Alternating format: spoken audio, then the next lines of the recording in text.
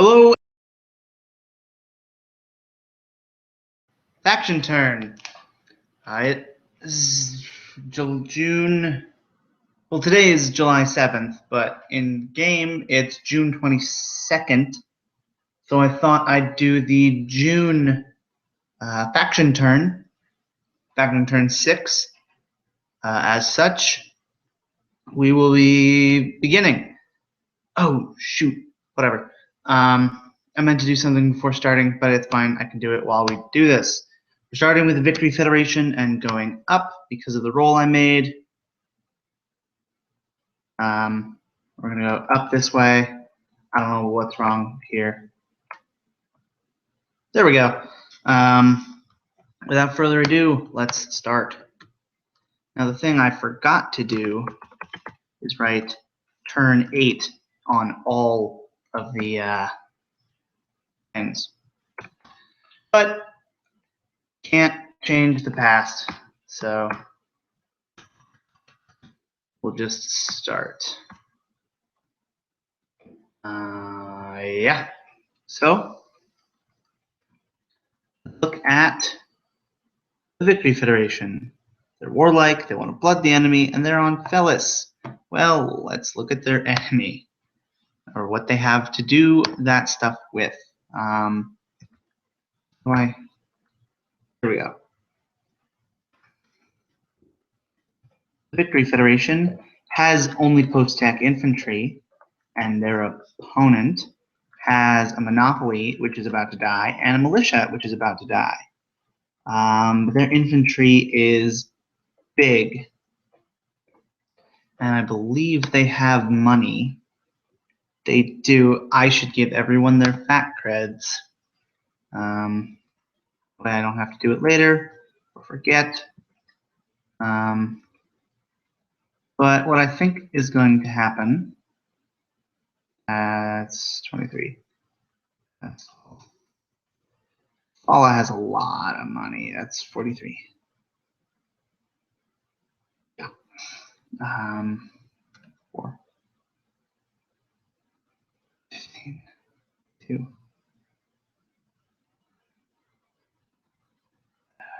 19. 13. 16.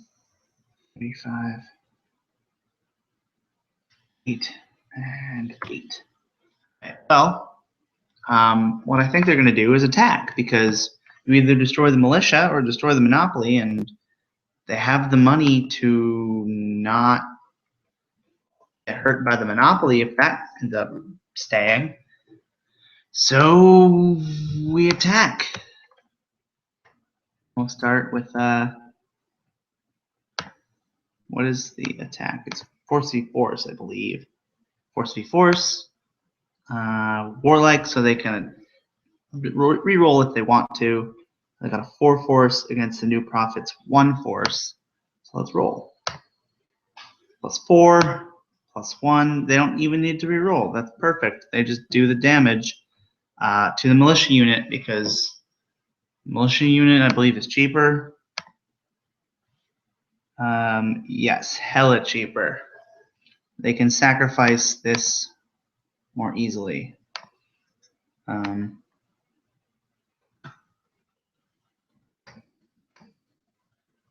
So, yeah, turn 8. Post-tech infantry attacks. New prophet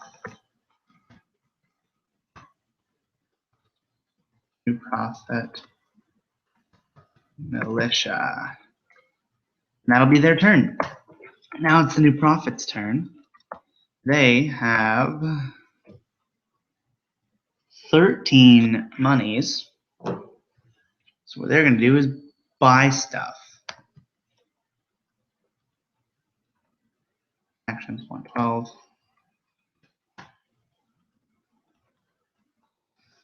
Now they need defensive things, but they need cheap defensive things. Or I think they have 13 credits, so they could splurge a bit. And why wouldn't you splurge a bit when you're trying to defend your home? Now their force is 1, so they can't buy anything good there. And their cunning is 3. So they could get cyber ninjas, which do a lot of damage, but are pretty weak. And for wealth 4, they could get another monopoly.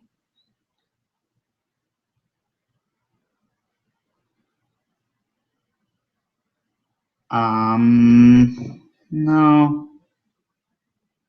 They could also get mercenaries. Mercenaries are pretty good, though they cost extra at each round, I think. Mercenaries, group of well-equipped, highly trained soldiers willing to serve to the highest bidder. They have a maintenance cost of 1 faction. Cred per turn. As an action, they can move to any world within 1 hex of the current location. To purchase a mercenary, it requires planetary government permission. There technically is no planetary government, so they could do it, and that would be the best way to fight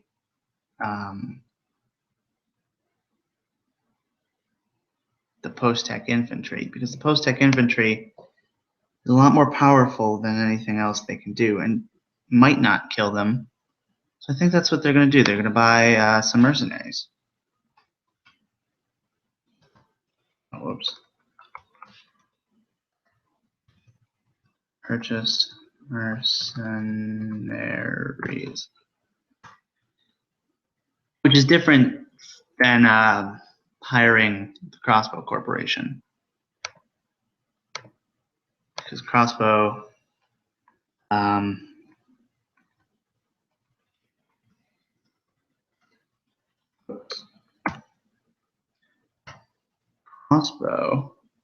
I can just put it right there. Perfect. Oh, whoops. Right there.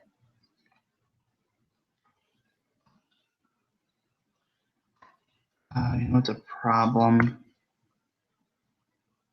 Is I don't have the turn thing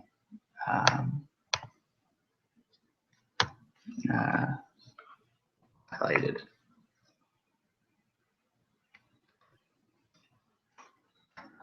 Titan. What color is that? Okay, second blue.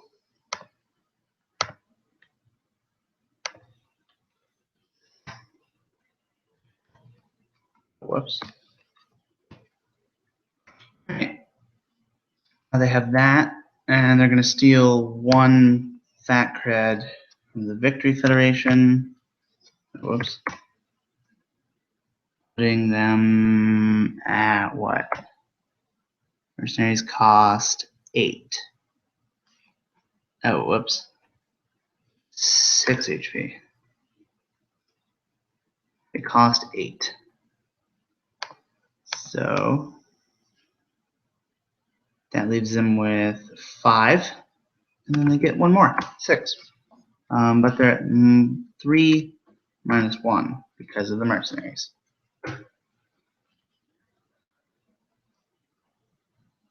All right, cool. That is them. They will use monopoly, which, according to Ross Geller, is the correct way to pronounce it, monopoly. But he's also an idiot, so don't take too much advice from him. Now we go to the Sisu Expansion Society. Sisu is here in Kansya. They fight against Sizu. Siza. These names are too similar. I did not think of that when I randomly generated them. Okay, so Sisu. Where is it? Oh, I totally missed it. They've got people on their own planet and on Skatha. And we're going to see the enemy, Caesar Imperium, Ooh, has 1 on each. Okay, so we're going to start on Sisu because they are more close to winning. I am surprised. I wonder if they'll just win. I mean, they won't just win. It'll take more than that to beat them.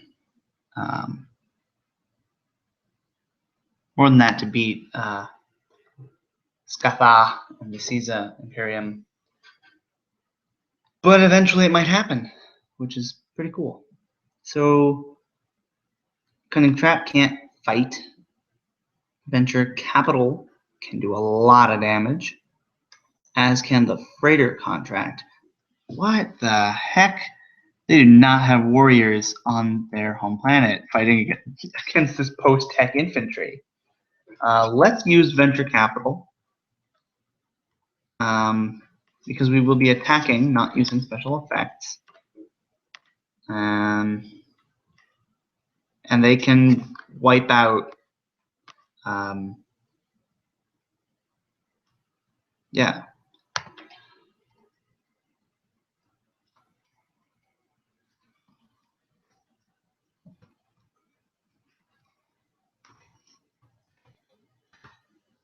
Eight.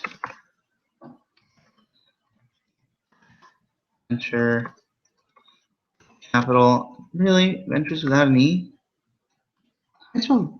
Oh, I totally just misspelled venture. Venture Capital attacks Visa Post Tech Infantry on Sisu. I totally forgot to write down the successfulness of each attack for these guys. And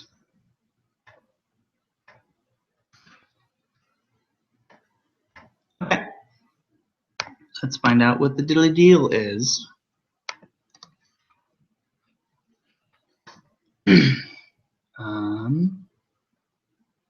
Venture capital, I believe, is a wealth versus wealth roll. Yep.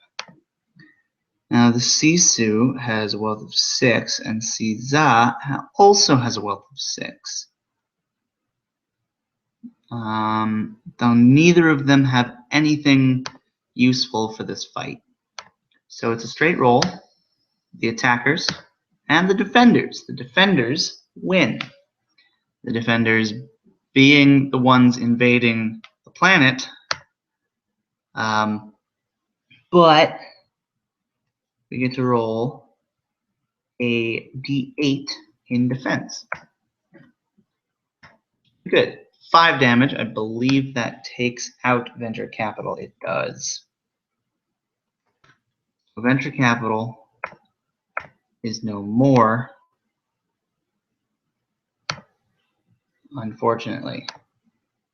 Now, we could attack with the Freighter Contract, but I think that would be kind of silly. Oh, wait. We have the defense. The Cunning Trap. I think we could wait.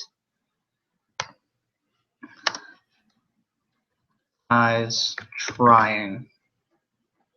I think we're going to wait because most definitely the enemy is going to attack or buy stuff. But they don't know that. They probably won't buy stuff. They don't have a lot of money. So we're just going to go off to Scatha. They got Orgmoles and Vanguard Cadre. Now, Orgmoles deal more and have more hit points at the moment. And I don't think there's a lot. Yeah, there's just some commodities brokers, which have 10 hit points and deal 1d8 defense. So cunning versus cunning for either of them. We'll start with the higher one because maybe the Orgmoles just kill them. So cunning versus cunning. Caesar is 3. Sisu is 5. So, and they're Malkavian, so they can re-roll if they roll lower. So 1 for the attacker. 7 for the defense, but we're going to re-roll. 5 for the attacker, 7 for the defense, so they tie because they get a +2. That means both of them damage the other, and we deal 2d6. Oh, wow, 11 damage, and then 1d8. So 11, oh, wow, dead.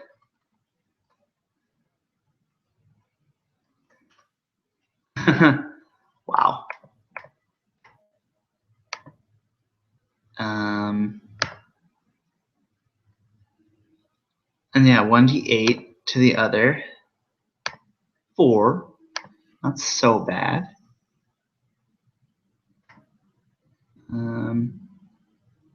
Who was this? All right, this was the Org Moles. So 4 damage, not so bad because they're still alive. Half health, but still alive. Which is good because now the Vanguard cadre can attack unhindered. It's cunning versus cunning. They have a +2 again. 9, 8. Yeah, they win, and they get to just deal Vanguard cadre damage, which is 1d6, which is 5. 5 damage directly to. I should probably write some of this stuff down. Directly to the base of influence. I'm at 24. I gotta make that red. Wrong color red. Red. Caesar is now at 4. Red, as in it has been hit. I have to write this down. What was it? What attacked? Org Moles? Org Moles. Moles. Attack. Commodities. Broker. It's not even spelled broker. Breaker? Broker. It's a CISA. CISA Commodities Broker on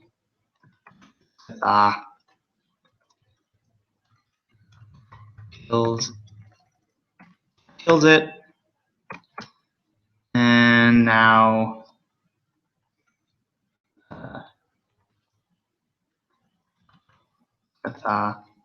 open. Now Vanguard cadre attacks CISA base on Skatha. 4, 5. Alrighty. So that's them. Now we do the CISA Imperium. They don't have a whole lot of money. They have 6. What was Sisu's expand influence? Of course it is. Because they chose a bad thing. Now, CISA, blood the enemy, good choice.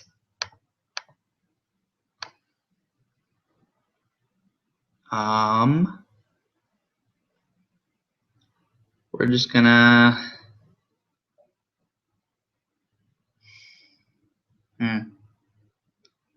they can't buy anything good. But they can't just leave their capital open.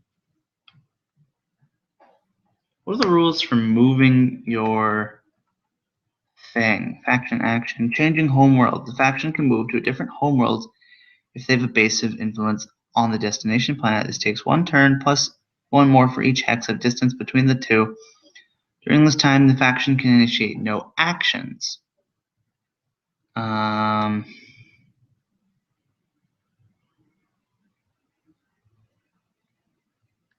always forget what happens when they die.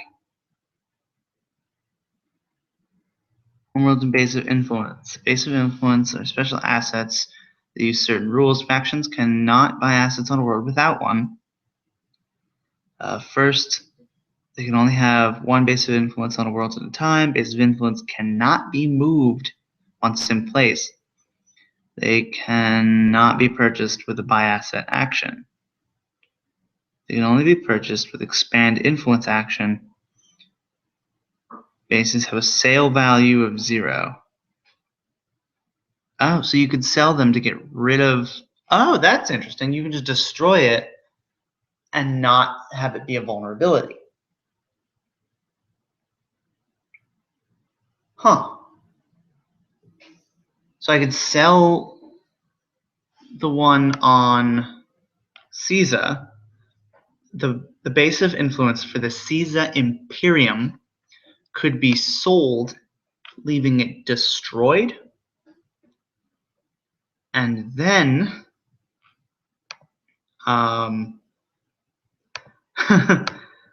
we could use the action to move the base of influence to Sisu,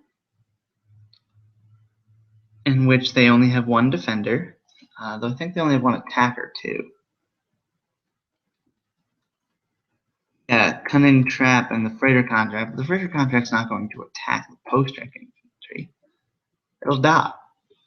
So they have at least one turn. They're not going to get attacked.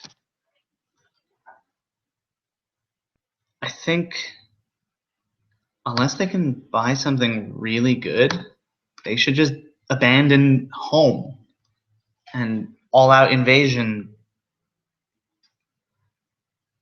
which doesn't make any sense to me.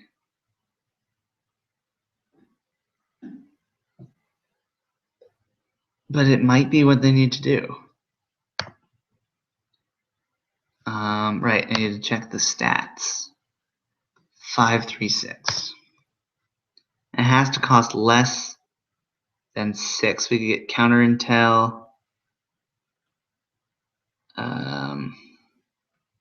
Zealots. Oh, zealots do a lot. They also damage themselves. Cyber ninjas. 6. Can't buy anything higher than a laboratory. I think they should buy zealots.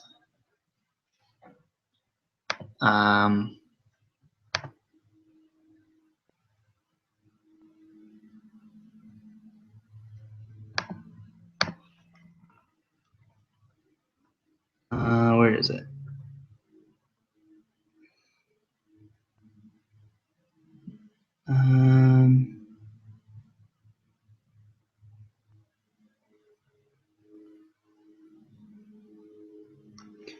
Damage done to a base is also done directly to the faction's hit points. If a base of influence is brought below 0, the overflow damage is not counted against the owning faction's hit points. Every faction has a homeworld. A homeworld is automatically equipped with a base of influence with maximum hit points if the faction moves its homeworld to a planet that already has a base.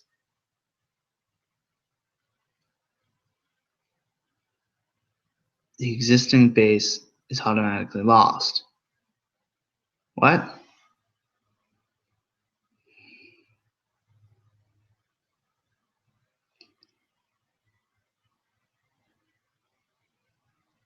I thought they could only move it to a base.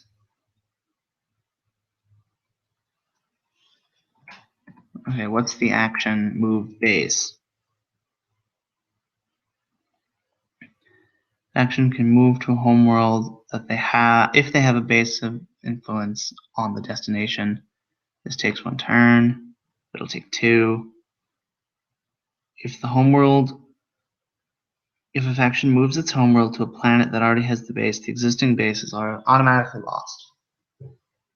So, as it stands, this base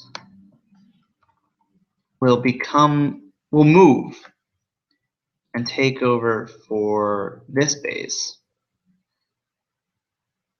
in 2 turns. And the enemy will only be able to attack stuff on Sisu, leaving the Orgmoles and the Vanguard Cadre, the two most powerful things they have, with nothing to attack, and a freighter contract that won't be able to attack either.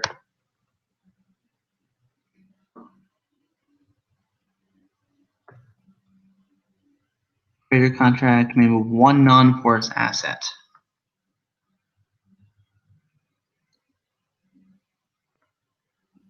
To any world within 2 hexes at cost.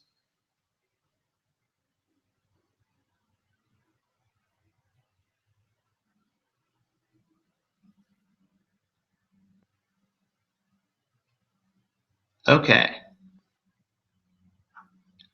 It's to. It's not to or from, which is confusing, but I think I understand what it means. So, time to enact plan. What the fuck? I shouldn't. I was trying to say fudge, but then I said the other one, and then I realized maybe children are watching this. So, I don't know why children would be watching this though. In. Oh wait, why don't I write in transit in 1?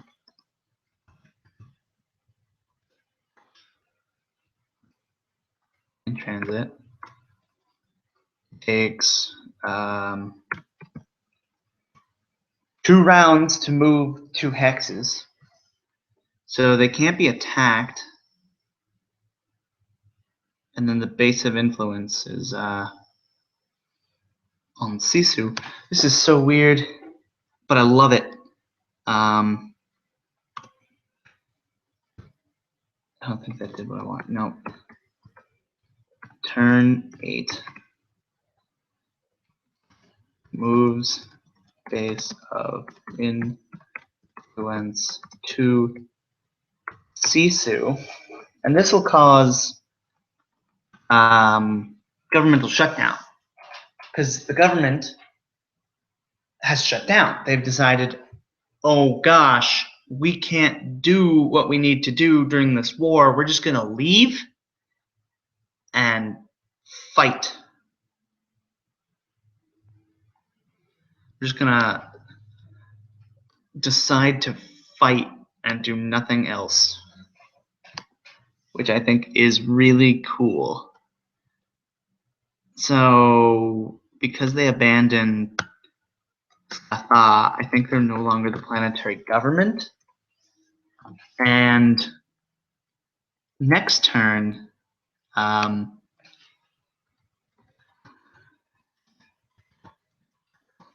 Sisu's going to take it. Take Scatha.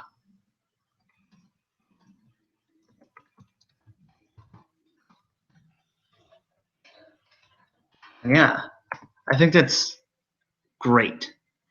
Like, it's not great, but it's interesting because Sisu's winning. I mean, yeah, Sisu is winning the war, at least on Caesar. But Caesar has enough military force on Sisu that they could go to Sisu and set up a base of operations and take the fight directly to the opposing government, which will only have one thing to attack them with, that being the freighter contract. But the freighter contract has to leave to go pick up the Orgmoles and the Vanguard Cadre. And so they can either take the planet Scatha, or they can attack the Caesar Imperium on Sisu. Man, this is great. And I never would have thought of this. This is all because of the rules. And that's Sector 4. This whole area right here is done. I mean, not Vorta. We still have to deal with them. But they're going to stay on the neo-feminist movement is going to stay on Iapata Station and just fight the war against the Empire. But I guess we go to the Hands of Fate. We start with turn 8. What do they want? The Hands of Fate. They are friendly to they want to expand influence. They are secretive, Malkavian, and the planetary government on 2 planets. What do they have at their disposal? They have some commodities brokers, intel unit, a party machine, and venture capital. How much money do they have? Hands of Fate. They have a lot of money. I think because they want to expand influence, what they should do is either go to Salamar, which would activate a new faction, the Voltan army, or they could go to Tartari. What's the situation in Tartari? Aklin, which has covert shipping, and not a lot of money, I believe. Oh, 15, that's quite a bit. And then Yellowstone, 3 factions. Not fun. There's also a 3rd planet that I should check out what that 3rd planet is. Because they could go to that 3rd. Oh, wait, no, they wanted people to go to, they already have plans. Hands of Fate, blockade runners in 6A. Right. Blockade runners, I think, can move 3 more. 3 hexes for a cost of 2 credits. And they're at 6A. 1, 2, 3. Salary Prime. Yeah, let's go there. So, Salary Prime and Salary Major. I think that's the same color that damage is done in. It looks the same. So yeah, they move for a cost of 2. And next turn they're gonna get that base of influence.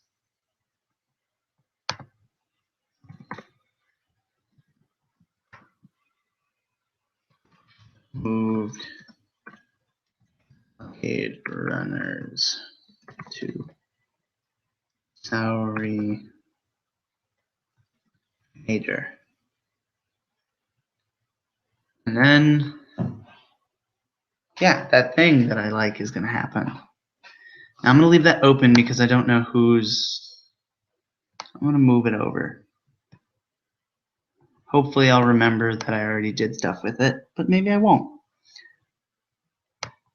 Alright, I'll just leave it here.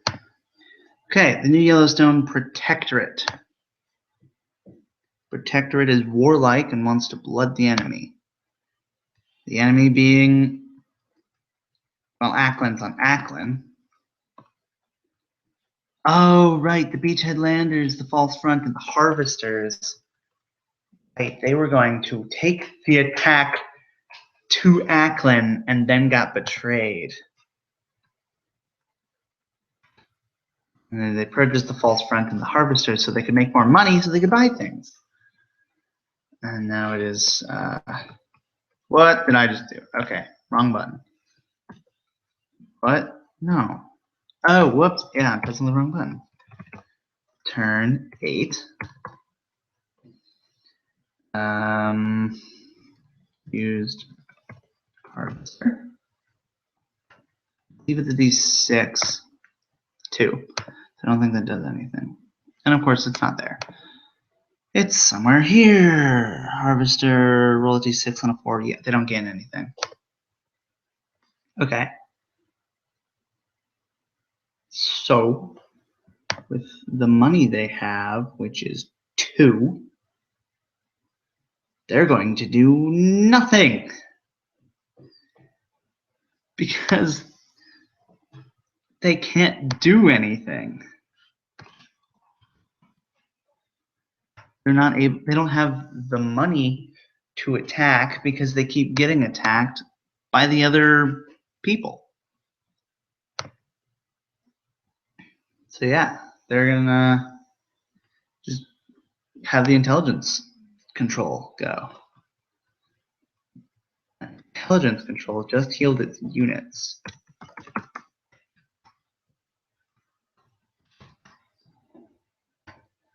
Intelligence control has Vanguard Cadre, Cyber Ninjas, a party machine, post-tech infantry, lots of good stuff.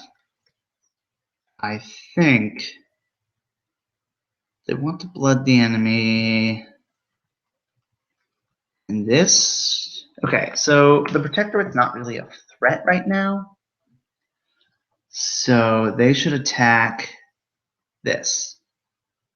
They should attack the defense force. So we're going to start with the Cyber Ninjas. Cyber Ninjas will attack Cunning versus Cunning against the defense force.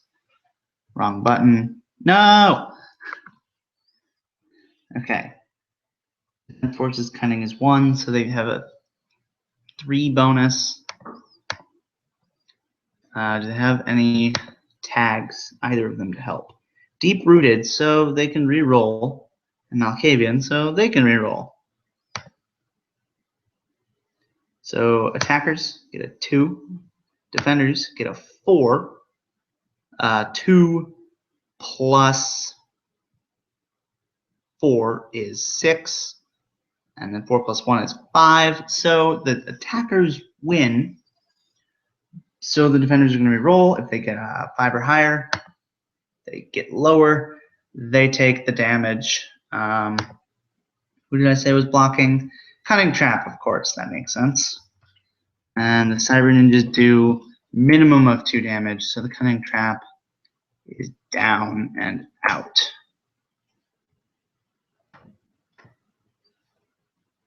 I should probably write this down. Cyber Ninjas attack New Yellowstone Defense Force. Cunning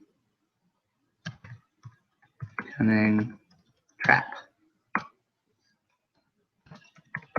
Kills it. Alright. Next. The party machine is going to attack and the elite skirmishers will defend. Because that makes sense. And it's a cunning versus cunning roll again. What was it again? I already forgot what the party machine. Party!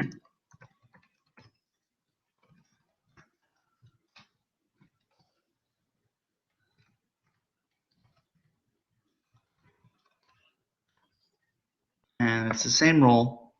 And the defenders don't get a reroll. And they lose again. So 2d6 damage kills them too. Oh no. Elite skirmishers down. Now, the Vanguard cadre will attack and elite skirmishers will defend. But a different set of elite skirmishers.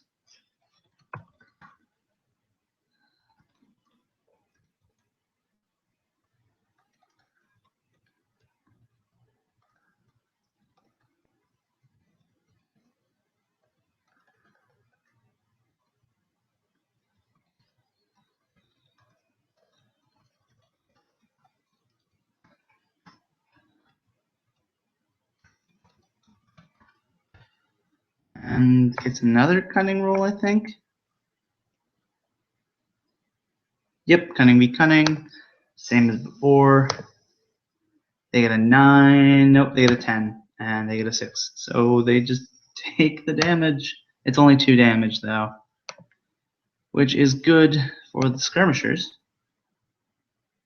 Oh, wait, Medical Center does a thing. Between turns, if a special force or military unit. Oh, gosh. Okay, well, that one's dead. What happens? Is destroyed. The faction may immediately pay half the purchase cost to restore it to 1 hit point. Oh. Once between turns. So between turns, so they can't defend with it again because it's technically destroyed.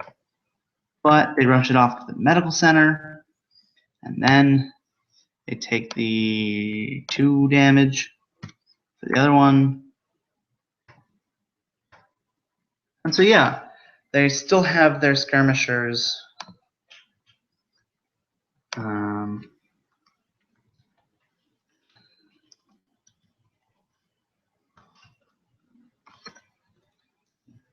Med center attacks, and they have to pay half of the purchase cost. 5. Is it rounded up or down?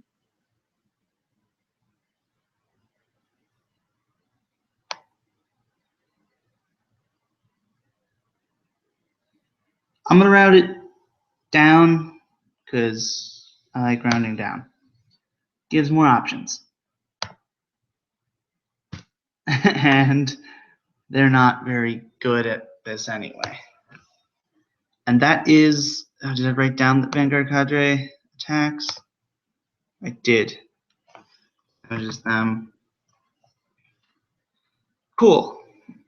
And now it is the turn of the defense force. Oh wait, post-tech industry. Oh, that's an action. I don't really care. I like to do that anyway. 2. Doesn't do anything. Okay, so it doesn't matter.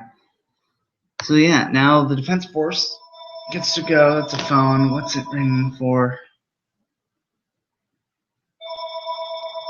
Usually it says call from Massachusetts. Great. Oh wait, that might be my mom.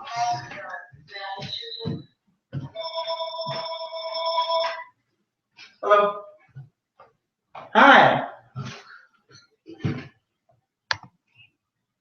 Sure.